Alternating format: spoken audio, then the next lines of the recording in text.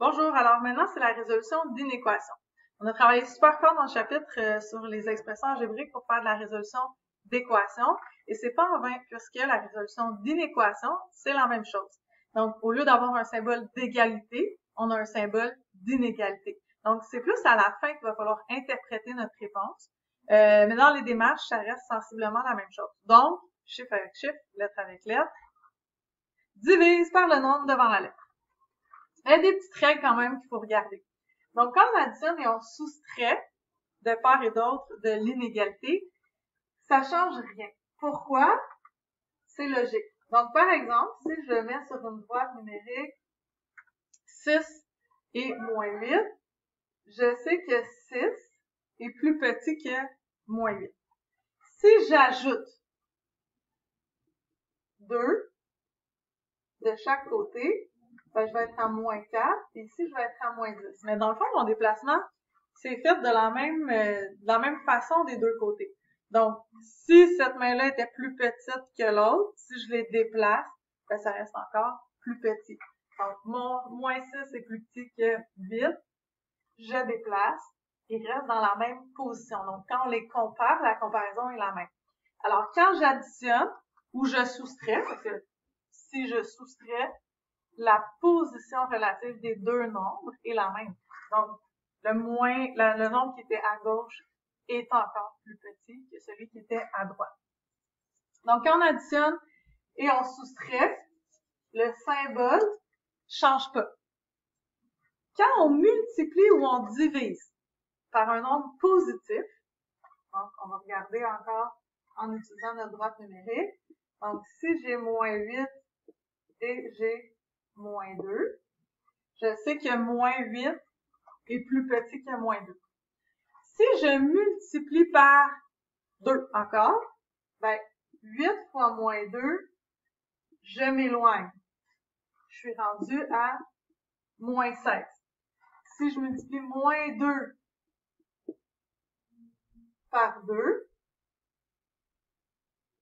je vais être rendu à moins 4.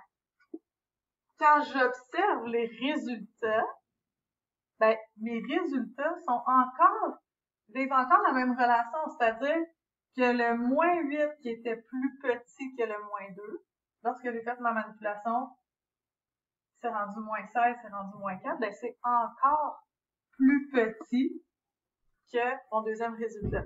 Donc, le symbole entre, par exemple, ici, si je l'appelle 1, ici, si je l'appelle 2, ben, le symbole entre ma valeur 1 et ma valeur 2 est plus petit.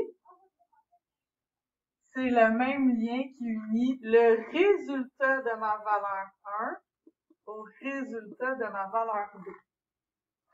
Donc, c'est quand je les multiplie par un nombre positif, ils font juste s'éloigner, mais rester encore dans la même position. Donc, si le nombre était plus petit, il va rester plus petit encore.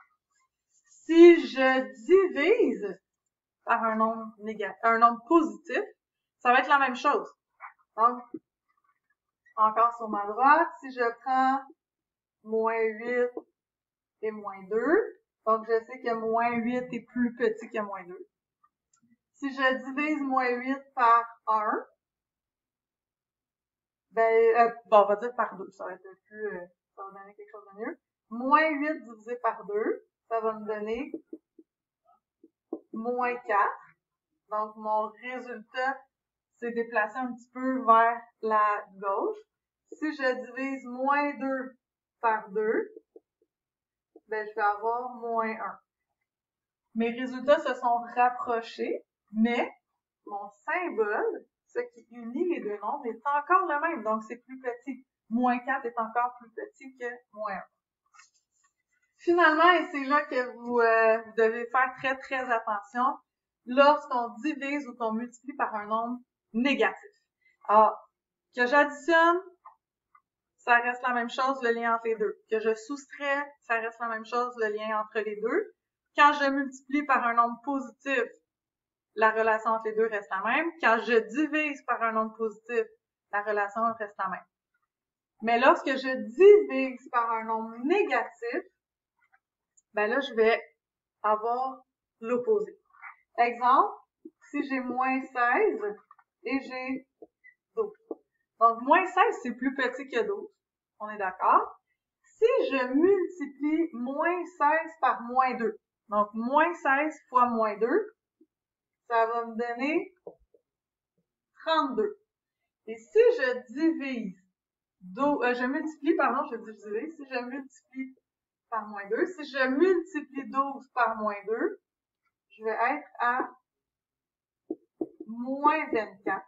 Donc, voyez-vous que les positions des nombres, donc le moins 16 était plus petit que le moins 12, ont été inversées. Et si les positions ont été inversées, le lien doit l'être aussi. Donc, à chaque fois qu'on va diviser ou multiplier par un nombre négatif, on doit inverser le symbole d'inégalité. Donc, le truc, c'est chiffre avec chiffre, lettre avec lettre, divise par le nombre devant la lettre. Pour éviter d'avoir à réfléchir au changement de signe, ce que tu peux faire, c'est t'organiser pour garder la valeur de x positive quand c'est possible. Donc, là, c'est à toi de voir, mais rappelle-toi que quand tu multiplies ou que tu divises par un nombre négatif, le symbole change de côté.